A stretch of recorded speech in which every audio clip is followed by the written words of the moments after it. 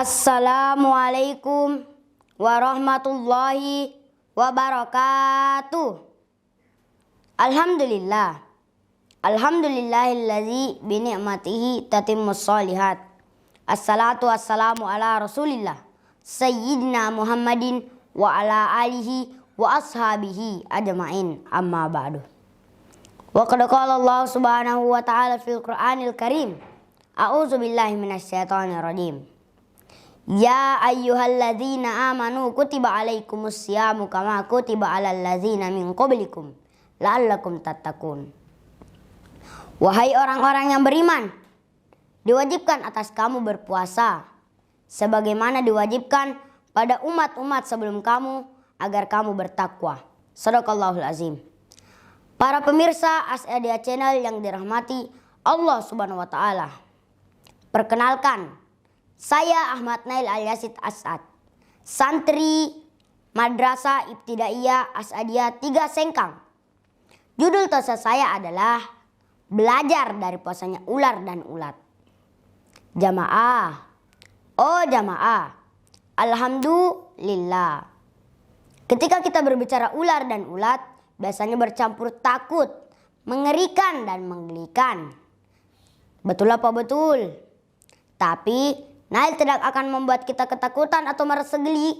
Namun, Nail akan mengajak kita semua memahami sisi lain dari kedua binatang melata ini. Ternyata, keduanya berpuasa juga loh. Yuk dengarkan ceramah Nail ini. Ular dan ulat memiliki cara yang sama dalam merubah diri menjadi lebih baik. Keduanya harus berdiam diri beberapa waktu dengan berpuasa, tanpa makan dan minum. Hal ini dilakukannya dengan susah payah. Mereka menahan diri dari keinginan yang dapat menggagalkan proses perubahan tersebut. Namun, setelah semuanya dilalui, ada perbedaan yang sangat kentara antara puasa ular dan ulat. Nah, disinilah Nail akan memberikan ulasan singkat melalui tausiah ini. Kira-kira benar tidak ya puasa ular dan ulat? Penasaran ya?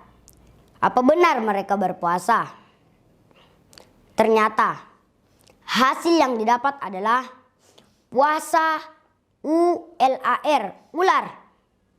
Ternyata agar ular mampu menjaga keberlangsungan hidupnya, salah satu yang harus dilakukannya adalah mengganti kulitnya secara berkala. Tidak serta-merta ular menanggalkan kulit lamanya. Ya harus berpuasa dulu tanpa makan dalam waktu tertentu. Setelah puasanya tunai, kulit luar terlepas dan muncullah kulit baru. Masya Allah. Inilah proses berpuasa bagi ular. Nah, sementara ulat ada yang berbeda. Ternyata, ulat adalah hewan yang paling rakus karena sepanjang waktunya dihabiskan untuk makan dan makan. Tapi begitu sudah bosan makan, dilakukan perubahan dengan cara berpuasa. Puasa yang benar-benar dipersiapkan untuk merubah kualitas hidupnya. Karena dia berusaha mengasingkan diri, badannya terbungkus rapat dan tertutup dalam kokon atau kepompong. Sehingga tak mungkin lagi melampiaskan hawa nafsu makannya. Setelah sepekan berpuasa, akhirnya ia mendapatkan suatu yang sempurna dari puasanya. Ia mampu merubah dirinya menjadi kupu-kupu nan cantik dengan warna yang indah. Ia pun lincah saat terbang dan hinggap di pohon bunga tanpa mematahkan rantingnya. Itu dilakukan setelah bermetamorfosis. Kupu-kupu pun mulai berkarakter dengan karakter yang berbeda.